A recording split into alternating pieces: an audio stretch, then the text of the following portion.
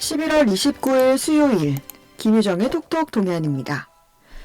포항 죽장에서 농사를 지으며 글을 쓰고 있는 권현구 작가가 최근 죽장 이야기라는 수필집을 발간했습니다.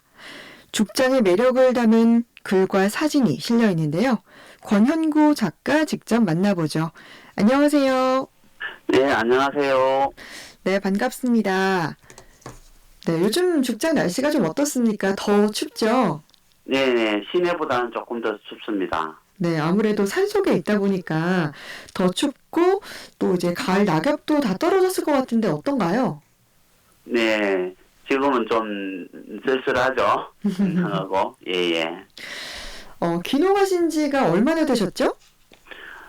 저는 포항 시내에 살다가 네, 2014년도에 죽장 상사리 마을에 귀농을 했습니다. 네. 그러면 이제 한 10년 정도 되셨는데, 네. 네, 그러면 어떤 계기로 이렇게 죽장에 포항 시내에 살다가 죽장으로 들어가셨어요? 어, 여기 마을이 제가 그 회사 다닐 때 그 자매 마을이었는데 예, 그런 인연을 위해서 그 자매 마을 하면서 또 살기도 좋고 또 사람들도 좋아서 그 귀농을 결심하게 됐습니다. 그러면 그전에는 이렇게 시내 쪽에만 살다가 이제 그런 계기를 통해서 죽장에 처음 발을 딛게 됐고 그 인연으로 지금 계속 살고 계신가 보네요. 네네. 보통 근데 우리가 죽장하면은 저는 그 사과가 유명해서 사과가 가장 먼저 떠오르는데 지금 어떤 농사 짓고 계신가요? 저 사과 농사도 짓고 있는데요. 네. 주 일은 전통장을 만들고 있습니다. 전통장이요? 예, 된장, 고추장, 간장, 청국장 이렇게 오. 만들고 있거든요. 네네. 예. 그것도 하고 또 그 전통장을 하려면은 그 콩하고 고추가 주 재료거든요. 네. 그래서 직접 콩하고 고추하고 그렇게 농사도 짓고 있어요. 아, 우리 지역에 그 콩과 고추가 잘 나나요, 그곳에? 여기는 옛날부터 콩하고 고추를 많이 농사를 했어요. 아, 사과 농사 짓기 전에. 그렇군요. 네. 네, 근데 보니까 또 굉장히 많은 일들을 하시더라고요. 죽장에 살면서 이렇게 농사도 지으시지만, 책도 여러 권 내셨던데, 뭐, 예. 낭만 농부의 시골 편지, 뭐, 시골에 사는 즐거움 등 정말 많은 책들 내셨더라고요. 예. 네, 어떤 책들 내셨는지도 좀 소개해 주시면 좋을 것 같아요. 저는 농촌을 귀농하기 전에 예. 그 6권 정도 수필집을 냈어요. 그리고 귀농을 하고 한 5권 냈거든요. 네. 근데 이제 귀농하고부터는 주로 이제 농촌에 대한 글을 쓰게 되더라고요. 네. 그래서 제가 전통장 하니까 그 전통장 이야기를 2018년도에 펴냈어요. 네. 그리고 2020년도에 낭만 농부의 시골 편지, 21년도에 시골에 사는 즐거움, 그리고 22년도에 시골에서 피는 꽃이 더 아름답다를 추가했고, 네. 이번에 이제 죽장 이야기를 추가했습니다. 아무래도 이렇게 일상생활에서 자주 접하는 것들이 이런 작품의 소재로 사용되지 않았나 싶은데요. 네. 네, 이번에 내신 책이 그러니까 죽장 이야기라는 수필집이잖아요. 네네. 이게 그러면 어떤 책이에요? 여기에 이제 내용이 어떠냐면은 죽장면이란 마을에는 23개 동이 있거든요. 네. 그 동에 제가 이렇게 가서 그 마을의 유래라든지 또 마을 소개하는 내용이 있고요. 네. 또 죽장면에는 또 이렇게 가볼 만한 곳이 또 있어요. 그것도 소개를 하고 네. 또 제가 살고 있는 이 상사리 마을의 제 일상들도 이렇게 소개하고 그런 글들이 있습니다. 네. 그 책은 그러면 어떤 계기로 또 쓰게 되셨는지 궁금해요. 예. 죽장 이야기는 제가 그 2021년하고 22년도에 네. 농업진흥청하고 포항시에서 운영하는 기농기촌 동네 작가로라는 게 있어요. 네. 거기서 활동을 했는데 네. 그때 이제 썼던 내용들이 있었어요. 그래 그걸 모아갖고 죽장면을 좀 더 많은 사람들에게 소개하고 싶어갖고 이제 이번에 최고로 엮게 되었습니다. 그러면은 뭐 농사를 짓는 그런 이야기들, 뭐 마을 이야기들 이런 것들이 다 담겨 있겠네요. 네네, 맞습니다. 뭐 혹시 좀 예를 들어서 우리가 조금만 알 수 있을까요?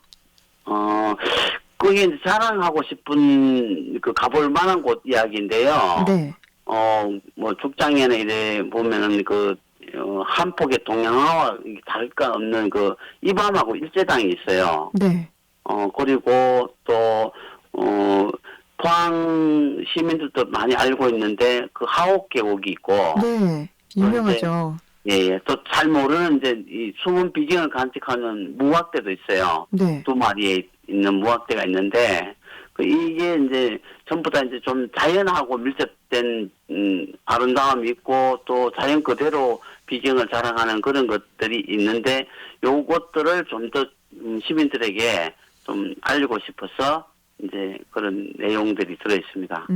그러면 지금 죽장에 살아보니까 어떤 매력을 좀 느끼고 이렇게 마을에 대한 이야기까지 쓰게 되셨는지 그 마을의 매력도 좀 말씀해 주세요. 저는 이게 이 죽장면으로 들어오면서 이제 가끔 포항에 있는 시민들이 이제 저희 살고 있는 지역을 이렇게 오면은 굉장히 처음 오시는 분들도 많아요. 포항에 이런 지역이 있나 한 50년, 40년 사셨던 분들도.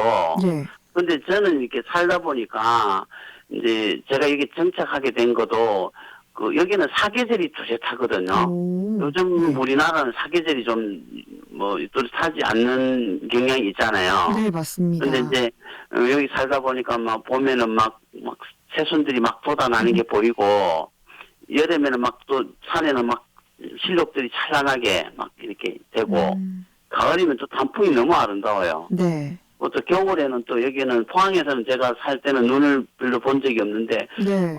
여기는 한 1년에 서너 번은 눈이 좀 큰 눈이 와요. 아, 정말요? 포항인데도?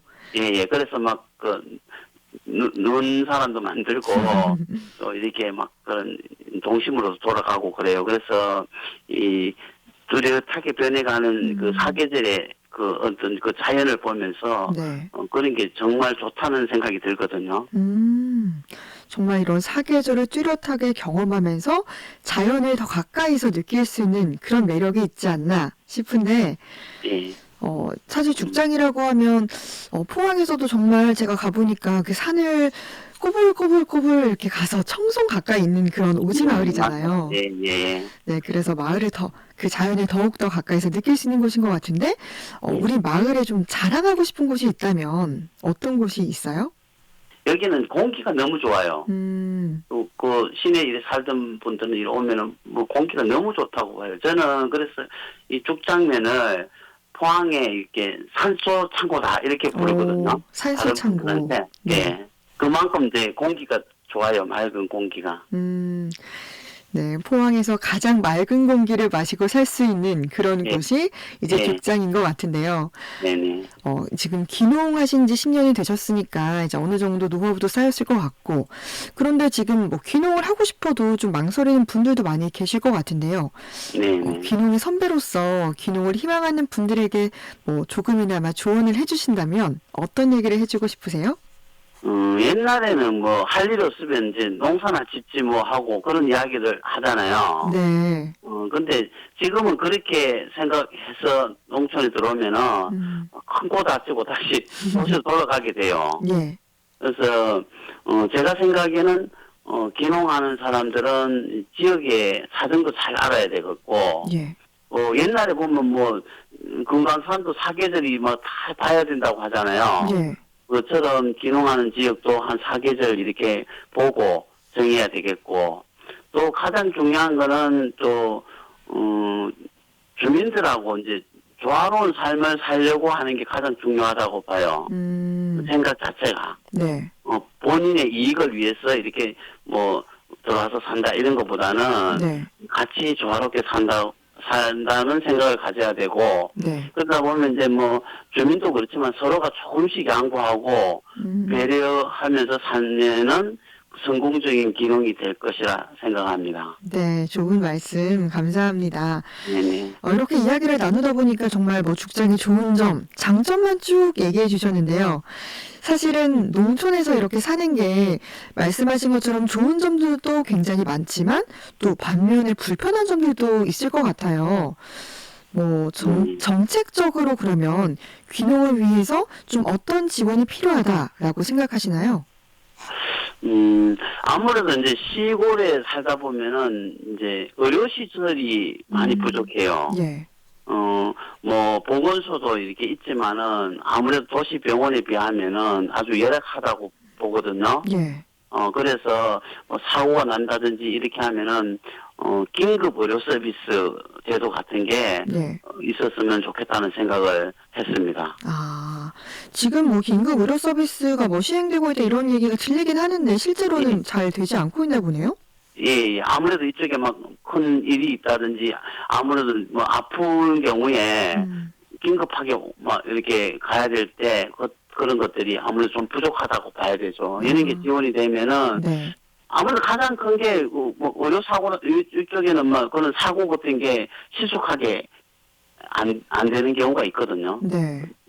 아무래도 이런 보건 쪽 의료 시설이 부족하니까 네. 이런 걸 정책적으로 뭔가 고민을 해봐야 될 것 같다는 생각을 합니다.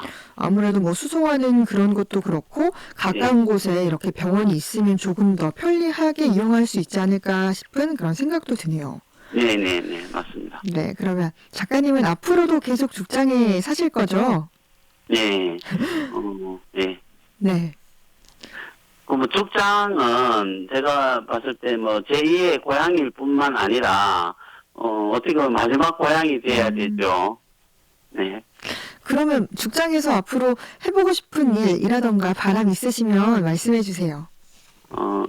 제가 죽장에서 해보고 싶은 일은 지금 제가 전통 자궁을 하고 있으니까 전통 자궁을 열심히 하고 또 그와 더불어 이제 시민들이 이렇게 편안하게 쉬어갈 수 있는 휴식 공간을 만들려고 하고 있거든요. 예.